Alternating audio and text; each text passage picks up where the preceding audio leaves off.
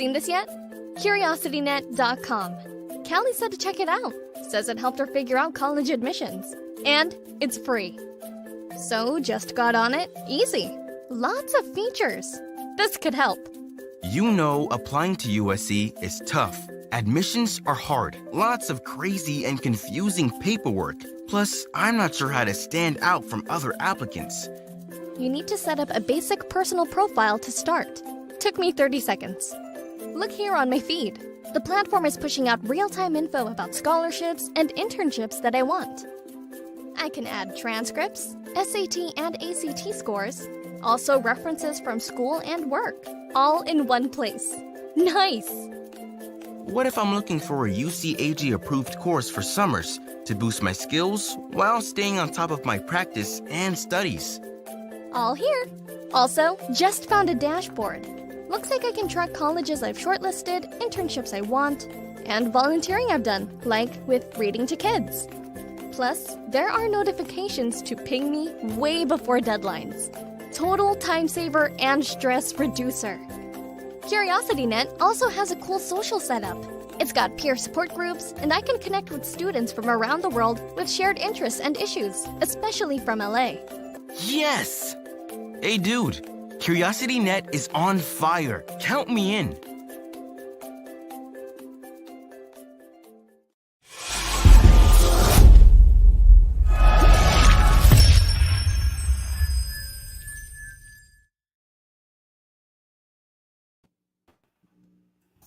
Good morning, good evening. That depends upon what part of the world you're in. And as you know, if it's Friday, it's a CEO series where we bring together global leaders, entrepreneurs, thought leaders, where we discuss a range of topics. Our theme on the CEO series is leadership in the new normal, leading and discovering with impact. Today, our guest is Zartaj Ahmed, who's an aspiring tech entrepreneur working in the education space since 2010. She has been selected as one of the top 12 women entrepreneurs in Pakistan. And as a result of that, she'll be headed to Silicon Valley later in the year, Silicon Valley being in the US. She's a software engineer by qualification and innovator by nature, and is someone who works comfortably out of her comfort zone. She is a motivational speaker, STEM role model, and throughout her initiative, she strives to empower youth with the mindset and skill set to be competitive at a global level. You saw the video. Her startup, QriosityNet, is a gamified version of LinkedIn for students and individuals, connects them with opportunities of reskilling, upskilling, career growth, and the future of work. Hey, how are you, Zartaj? How are you? I'm doing great, Ron. How are you? I'm good. It's good to see you again. For the audience, we had a meeting last week in Karachi, and we were kind of strategizing on some things that we're working on. So it's good to have you as a guest, and it's online versus last week when we met in person. No, thank you for having me and giving me the opportunity to be here. I want you to be here because I think what you're doing is very important, and anytime we do anything, anytime we do anything that we're doing in our lives, that we can push that back to kids as they begin the process of growing, we're on point as a result. So I'd like to start out, give us an overview. You mentioned the gamification of LinkedIn, or LinkedIn for students. Talk to us about that. Sure. So we like to call it gamified LinkedIn for students, and it immediately makes sense what we're talking about. But I'd like to elaborate on a few features that are included in gamification. So the first thing is to engage the students, right? In the face of these entertainment-based platforms, why would students want to be on QriosityNet? And why would they want to talk about their careers or be concerned about? So we put a lot of thought based on the surveys that we got. So we put a lot of thought as to how to pitch it to students and, gauge their interest to be using this. Gamified means that there is an element of earning tokens on the platform. So that's one thing. So we call them coins with a Q. And also, rewarding their engagement on the platform.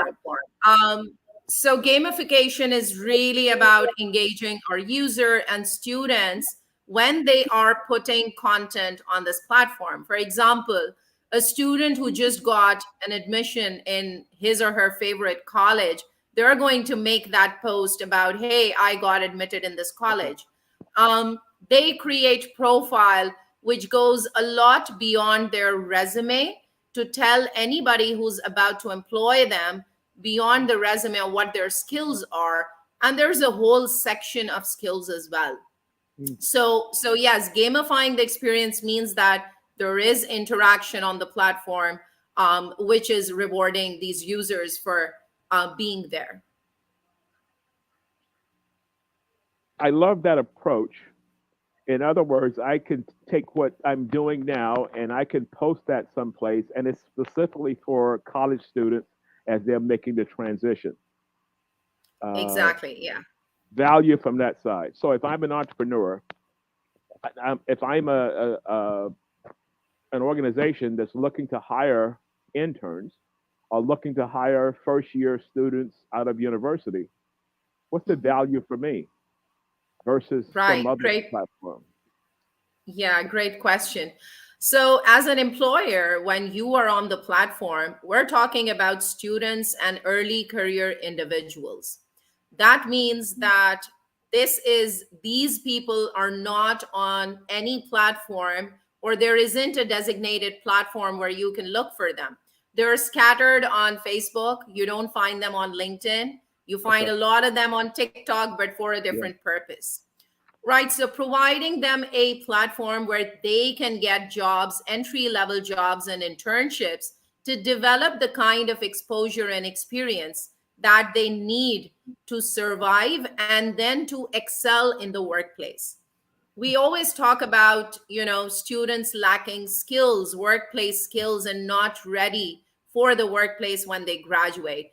And there is very little being done in that regard. And we, my co-founder and I, we work with fresh university students or those who are active university students. They're pursuing their education. Mm-hmm. We work with them, we groom them, and we enjoy their ideas because they're young people with fresh ideas. Yeah. So that is what we get from them. So hence we created a platform where employers could, reach out to them. Besides that, employers get a pre-assessed talent pool. This is a great value for the employers. By pre-assessed, it means that these applicants, they have taken some assessments on the platform, and that shows on their profile. So let's say you have a tech job in the tech department, and you're looking for interns or entry-level job positions to fill. Then you will find skill sets and experience of these students shown and their pre-assessment, which shows as a badge on their profile. So this is a great value add for employers. Yeah. One of the things you mentioned in starting out, social is all over the place. And I get confused sometimes. Somebody sends me a note on LinkedIn and I'm looking for it in my email, and somebody sends it over Slack or one of the other mediums and Instagram, and it's kind of all over the place. So I see where this could make sense for a student, because you can concentrate that, a laser focus, as opposed to a shotgun focus, and you're all over the place. And you may not be found because maybe the organization is looking in one spot. Is that kind of a fair assessment? Yes, and that is the idea. So for example, if you're on Instagram, you do have a lot of groups for jobs over there. But then and there, somebody just posts something which is distraction for me while I'm trying to focus on finding an internship, maybe a summer internship. So these platforms, though, are great and will keep on growing, and we all love using them. Yeah. But in order to be laser focused, as you said, Ron, I think it's important for them to be on that specific platform where even if they are interacting with someone, it is a very focused conversation, maybe about my final year project.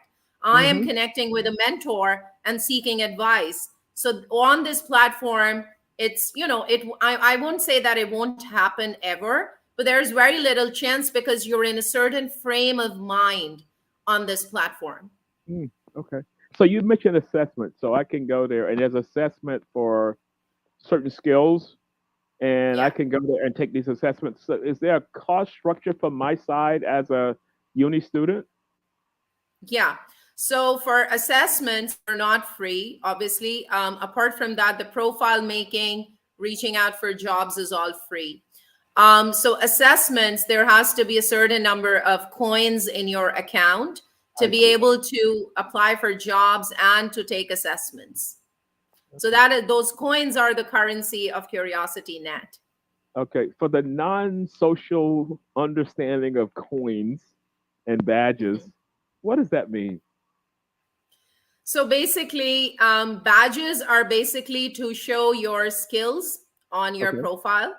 Okay. So let's say you've taken an assessment which is around your cognitive skills. That will show as a badge. And Okay. then if you've taken a tech skill, that will show again as a tech badge that you've earned. So when you apply for a job on the platform, on the other side, the hiring manager is able to see your profile, not only your resume or cover letter, but Mhm. also your skill set and also the badges. With the badges, they're able to assess that, okay, you've taken a basic assessment on this platform. And so they can decide to reach out to the person or not based on that. Okay. So that means you've got a rich depository of uni students and you're gaining more Yes. students as a result of that. So would you advise parents to talk to their kids about using a platform? Because they have so many choices. What's the strategy Right. behind getting more universities involved with this? And university people, if they're on the call, this is something you may want to listen to because it gives you an opportunity to add an extra value to, the experience of university. But here's how you take it from leaving there to go to the next stage. Certainly, and thank you again for that great question. For universities, it's very interesting. So we have been participating in job fairs. These job fairs are organized by universities where they call in different employers to interview their students. So giving an opportunity to their students to connect with different employers. Now, all these employers that were there in the job fairs are definitely looking to fill up entry level job positions or internship positions, right? In order for them to be there at a university for 2, 3 days and then talking to these students and then filling up their databases all manually, that is a tedious task, right? So, in order to digitize this entire experience, the university can put up all these profiles of students, or these students can create their profile on QriosityNet and they can have these connections made virtually through this platform. So Mm. as a university, you have access to certain dashboards. For example, the alumni dashboard, that is the hot favorite of quite a few universities that we've spoken with. The alumni dashboard tells you that in a particular year, these many students graduated from the computer science department, from the mechanical engineering department, or from any department. And then this is the place where they're working. So let's say for a university to market themselves, it would be great to have this insight that every year, this percentage of this university students, they get hired. So let's say 80% of their entire batch gets hired. Mm. So this insight doesn't come easily for universities. Okay. So this is one of the things that we're doing, through alumni dashboard, provided they have the student data. Okay. So is this globally at this stage, or you're kind of in startup stage and you're concentrating on a specific area, say Pakistan? Yeah. So currently we're focusing on Pakistan. In Okay. 6 months' time, we're focusing, we will be reaching out to African universities as well. That is the next destination. And then across Southeast Asia. So, yeah, so currently we're in Pakistan to answer your question. Okay. Okay. Cool. So in talking through the framework of Curiosity Net, so we've got uni students, we've got employers, we've got uh,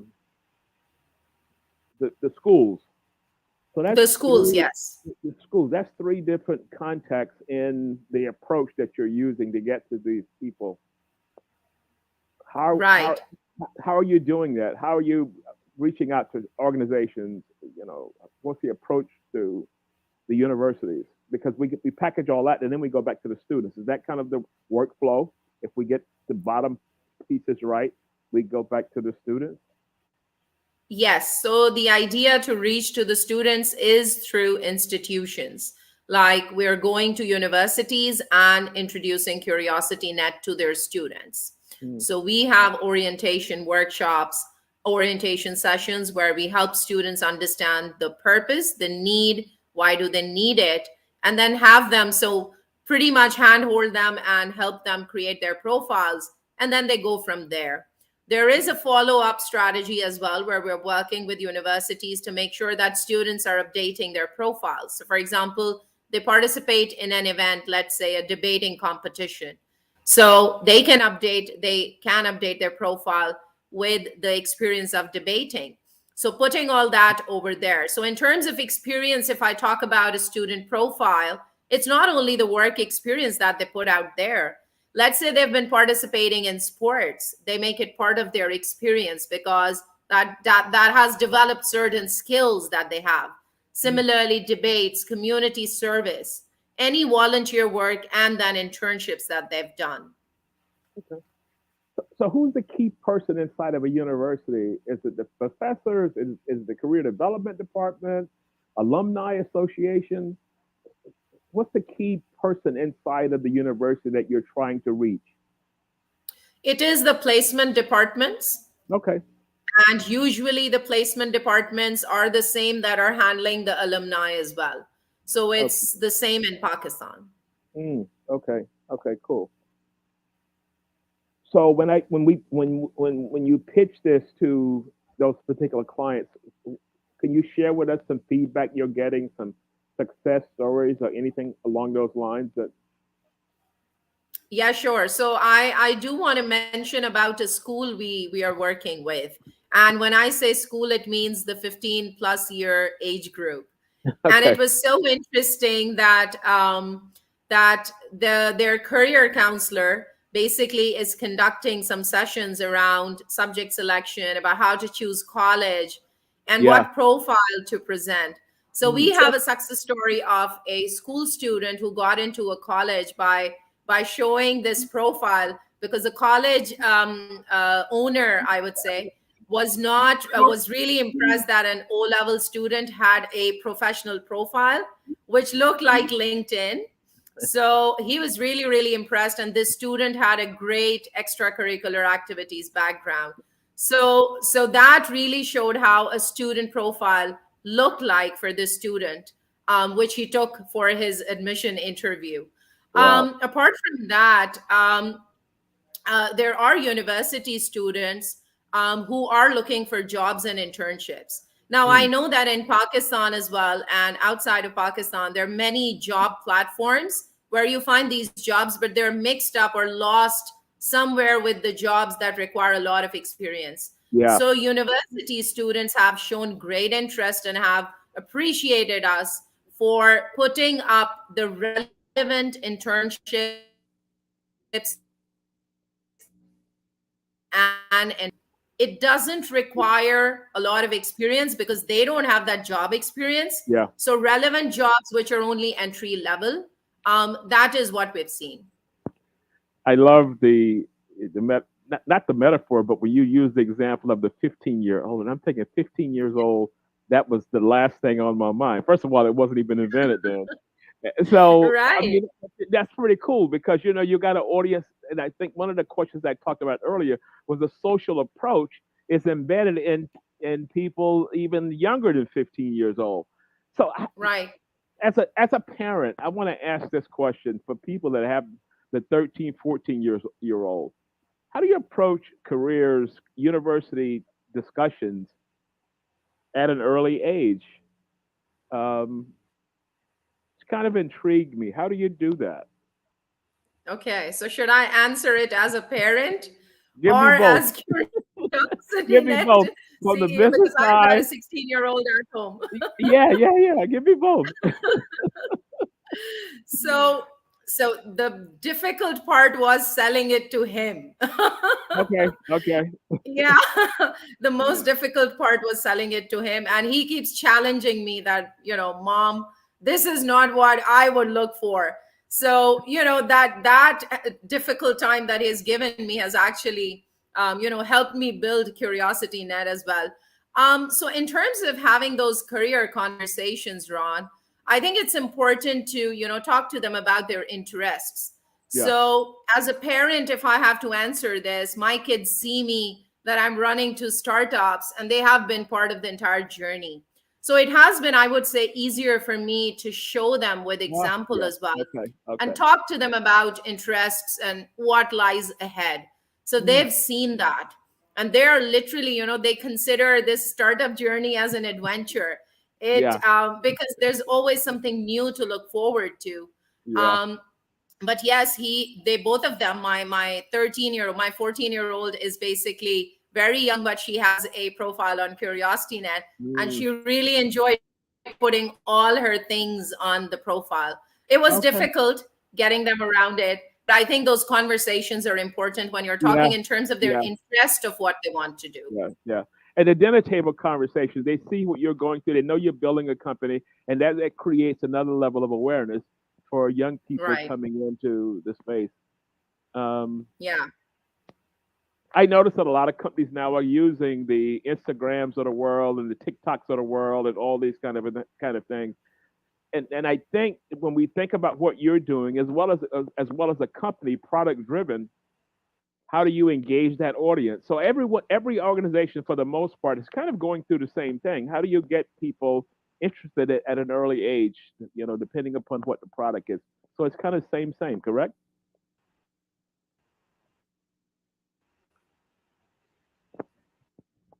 Okay, we're kind of frozen there just a little bit, Right. but she'll.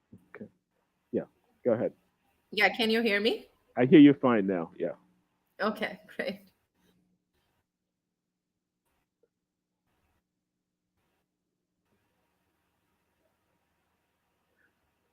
The challenges of technology in what we do today, and this is what kind of happens from time to time. Um, so, did you get that question that I just asked, or should I No, repeat that? can you repeat that, Ron? Yeah, I was going to ask if you can repeat the question.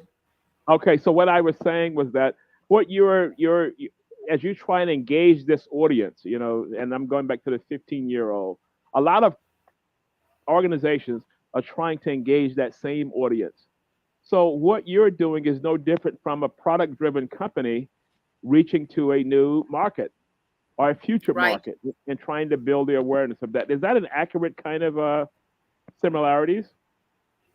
Yeah, that's pretty accurate. And you're right that in order to reach out to this audience, we are building communities on all these platforms because we have to. Mm, Once you start the conversation on, let's say, TikTok, so we are coming up with content for TikTok to grab their attention there. Once we have this community on any social network, which where they already are, it's easier to communicate to them.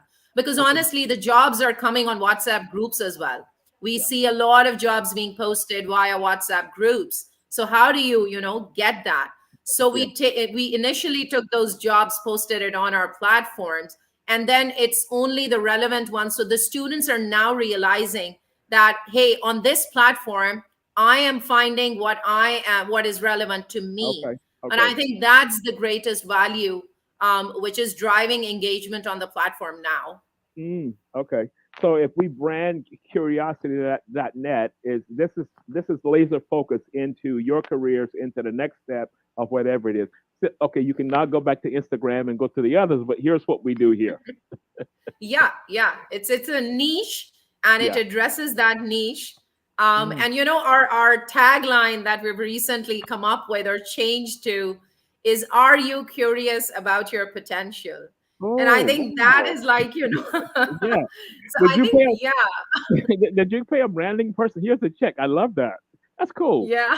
Yeah, that's Are you cool. curious about your potential? Yeah. Okay, so how can for people that's listening in on the call and they are university focused, how can they get in touch with you through the website? Is there a way that they can contact you through the website, or how does that work? Yeah, so they come onto the website, which is curiositynet.com, and they sign up over there. If you don't want to sign up and you want to explore the platform, there is a guest login. You can go in there, check out the platform, once you're good about it, you're cool, you're ready to go, then you sign up. Once you sign up, you have two options. Either you can sign up as a student or as an organization. So student and individual sign up, and then you have an employer, organization, or a university sign up. Okay. Okay. So Yeah. let's take it to a more global context. So you're based in Pakistan. This is where the incubator is. If I'm Yeah. in Dubai, I'm in New York, and I see what you're doing here. You're coming to Silicon Valley, one of the top 12 entrepreneurs, women entrepreneurs of Pakistan. Congratulations, by the way. Thank Maybe, you. maybe I want to take a look at that. Can I still go in and do what I've got to do from my geographical region? Just Yes. So because we're focusing on remote jobs as well, Ron. So we're tech focused. Initially, we're focusing on tech jobs, and that involves remote jobs and in-person jobs as well. So we do have very small percentage of users from United States, from Canada, from Indonesia, from all these countries, because we did an event with the Google student clubs, and we got a lot of users from these locations as well. Definitely it's a global product. It is being built, keeping that in mind. And as I said, that after 6 months, we're heading to Africa. Inshallah. Yeah, that's what we're headed to. wow, wow. Any particular region of Africa? Because Africa has, again, a big youth population. Okay. And something like this is of great value. One of the partners we're speaking with over there deals with university students and with internships. And there's a huge rise in the number of internship positions that are open. And companies are hiring interns for a couple of reasons. One of them is giving back to the community as well. So that is why the African market. Okay, cool. I love the concept of, I'm big on purpose. Like, why are we doing this? Are we just doing this as a revenue-driven kind of approach? But there has to be a good feeling when you're dealing with the young people and you're having these discussions and you're having them to focus on how they're going to build this out. Whether they could come out and go on the entrepreneur track, or they could come out and build a corporate career. Is there a good feeling that I know that I'm interacting and having an impact on youth? Yeah, certainly. So I'll just share with you a little bit of my story of how I started in this space. So back in 2010, I joined a school, and as a teacher, as a computer science teacher. And that was because I said goodbye to my corporate career for a while because of having very young kids. Yeah. And so I started working at a school, underestimating the school job. And that is where I interacted with a lot of children who were very interested in robotics. So I have a STEM background and I'm very passionate about it. So from there, I enjoyed giving independence and exploration and, freedom to students to explore things on their own. Mm. And that actually made me feel great, because when the students are on their own, you learn a lot from them. Yeah. That feeling is very rewarding. And from there, I think I started thinking about empowering the youth.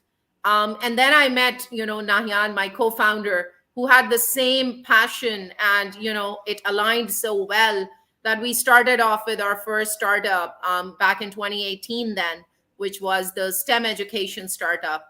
And then, that same passion continued. And that's the reason we work with university students. We don't hire, we have very few experienced people on our team. It's mainly students We do have a difficult time training them, but I think we enjoy it because of Yeah, the new ideas that these young people bring. yeah, yeah. I laugh because you when you talked about your daughter, your kids, and you're talking about what Yeah, they're doing, that's your focus group. I mean, that's an yeah, embedded focus that group. is. Otherwise you got to pay for people to participate in that, but you got a focus group inside of your house as you begin to Yeah, think through the next steps of curiosity. That's so cool. right, right. So let's do a commercial break and then we'll come back and then we'll take it because I want to explore a little more into the STEM education piece. As to, how did you become curious about computer science or whatever it is? But we'll talk about that. So let's do a breakdown. Okay, cool. Yeah. Do you have an all-star HR team? You may feel your team is already performing at a high level, but let's take a closer look. Would your company's top leaders and employees agree that your HR team are operating at a high level? Are team members able to influence top executives on difficult topics? Are team members' business and strategy focused on the challenges the organization is facing? Does the executive team trust your direct reports as advisors on human capital issues? If you can answer yes to these questions, you have built an outstanding team. If you feel there is room for improvement, Strategy Focused Group can create a custom development program to elevate the quality of your HR team. We use HCI certification programs as well as non-certified HRBP MBA Masterclass to give your team a laser focus on the business and strategy. Please email us at info@strategyfocusedgroup.com.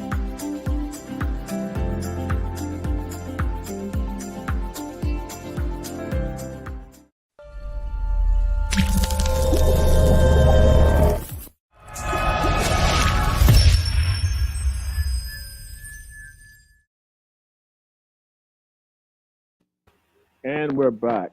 Let's talk about STEM. How did Yeah. STEM come about? Well, it wasn't called STEM back in the day, but how did that come about in saying, I want to major in computer science versus business, marketing, or whatever it was? Yeah, that's interesting. So I am basically, Ron, the kind of person I am.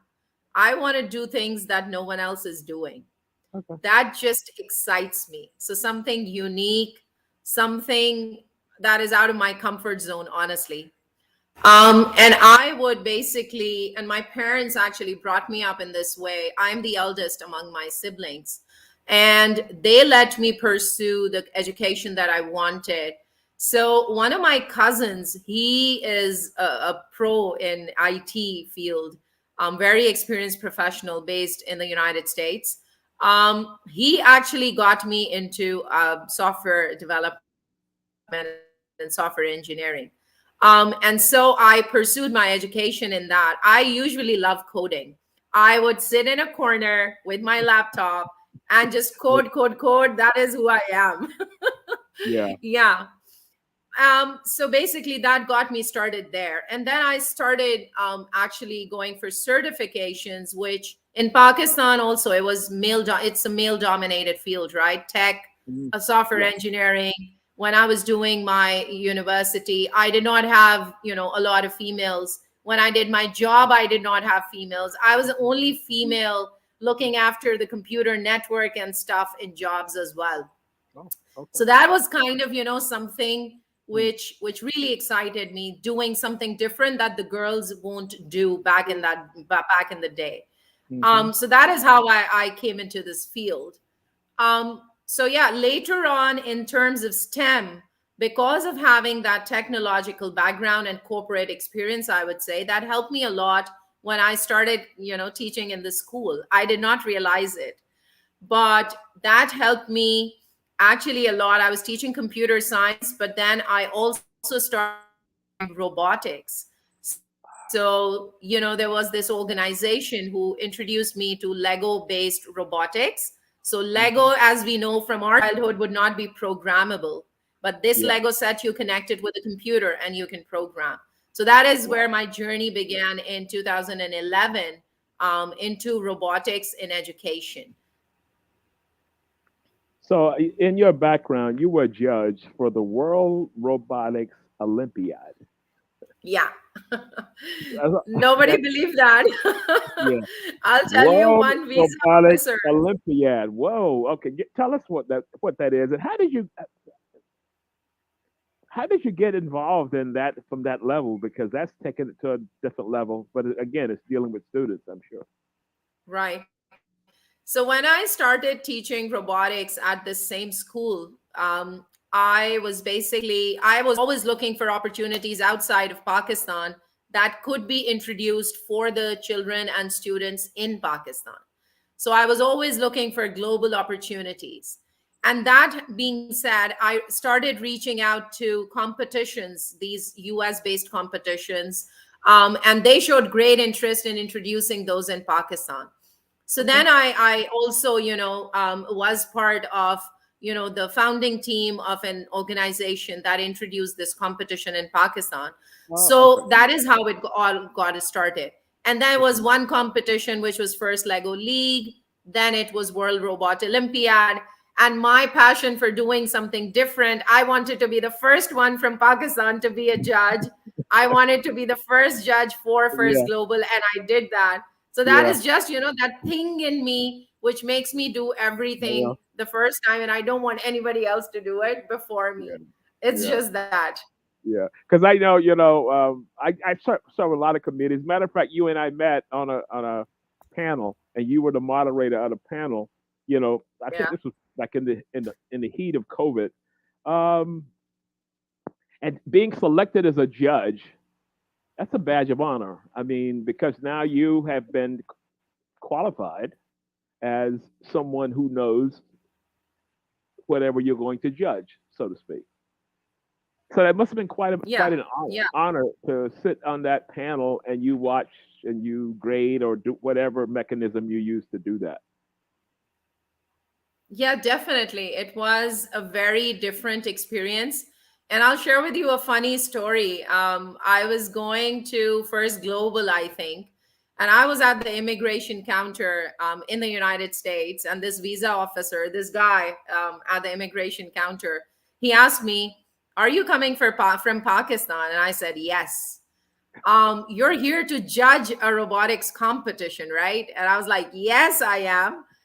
And so, don't we have judges in the United States that were calling people from Uh, Pakistan? Oh my yeah, God. So, yeah, so that was yeah. funny. Yeah. But That's it so has you. been a great learning experience Yeah, alongside international judges and learning from them. It was yeah, great meeting about 200 teams at an event, Ron. yeah, yeah, It was just mind blowing. yeah. It's amazing that story you told about coming to immigration because I've been flagged. When I say flagged, Yeah.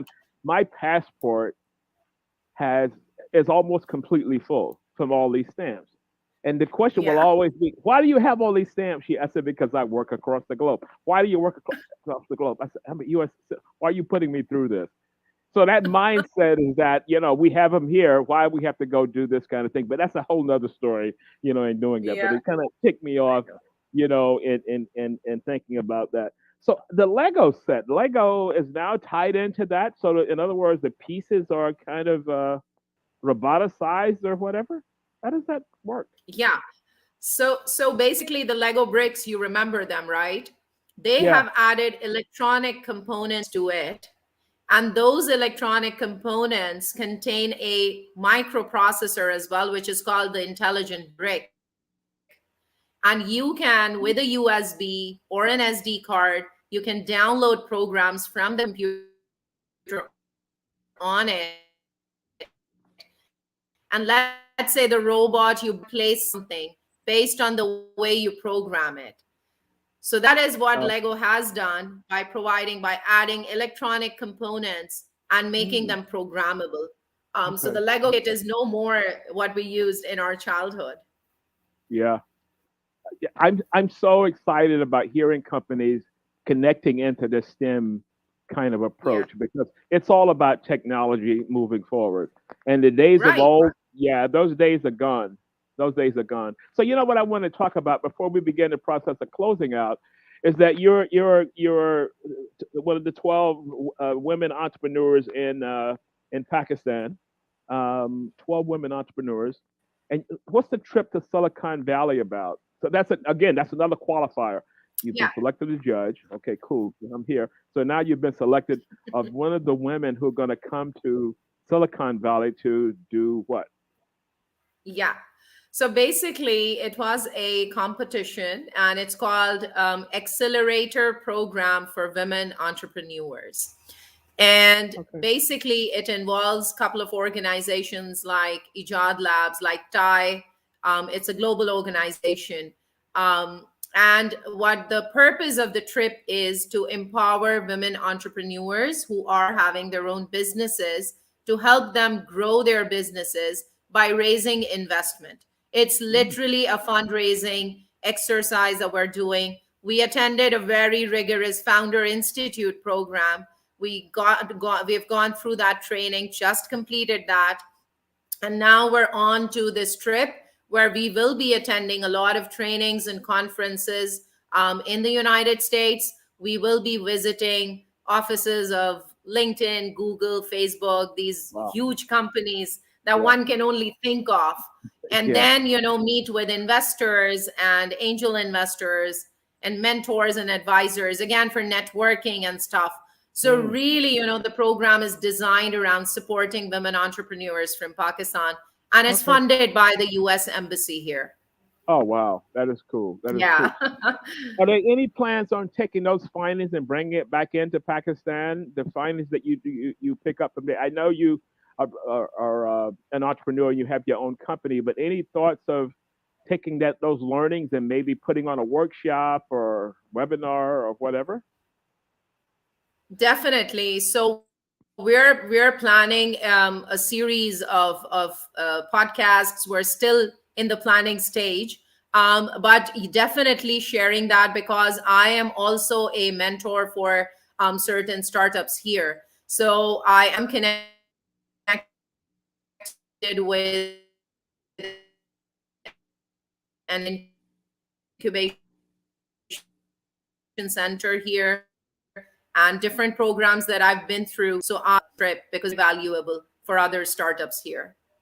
Okay. So as we close out, the question I want to ask you, what's curiosity next step as maybe putting on a webinar that people can kind of, and you do a walkthrough of the program and the benefits of it. Maybe there's one focus for uni administrators and there's another focus for business. Any thoughts of taking it beyond where we are now and reaching out to those specific audience, webinar style, podcast style, or whatever? Yeah. So great question. This is in the planning, and I don't want to give too much away, but we're planning something around where we put a university student in front of a hiring manager in an informal setting. So a student who's studying in the university, and how they should be able to look at their profile from a hiring manager's perspective, like what they're looking for when they're hiring. So putting them together in a small, chat around that, and posting that content and sharing that on TikTok and Instagram where these students are. So we are building our community, and we're coming up with these 10 to 15 minute, just like mealtime videos. And then, this will be a great value add. So we're in the planning of these series of videos. Okay. So my other question is to take it back to the 15-year-olds. Yeah. Curiosity, do you have a space on Instagram? You have a space on Facebook that people can go click around and see some of the things you're posting? Is that also there?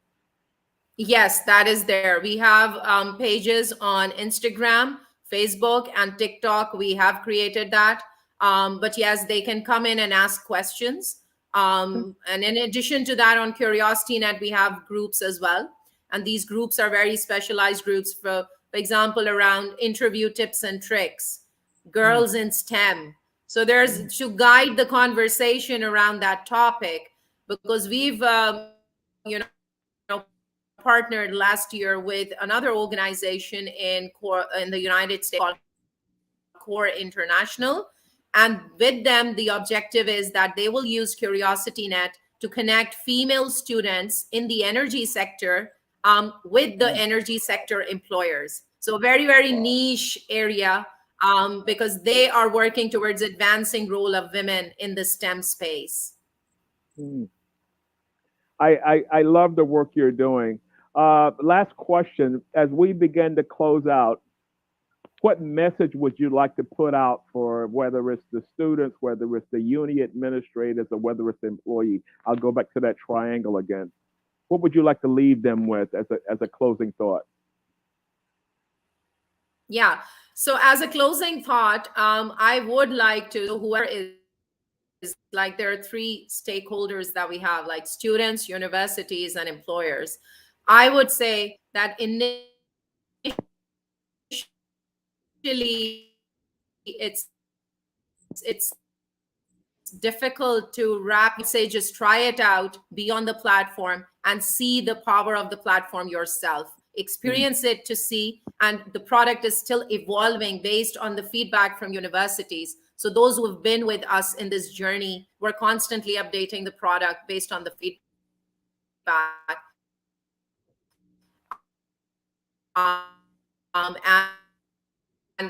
And is worth it to offer. Okay, cool. Thank you so much for making time for us. What time is it in Pakistan now? So it's quarter to 8 in the evening. It's almost dinner time. Okay. Almost dinner time. Okay, well, look, thank you so much. And we'll be in touch. I need you to hold on as we close out. Sure. Thank you very much, Ron, for having me.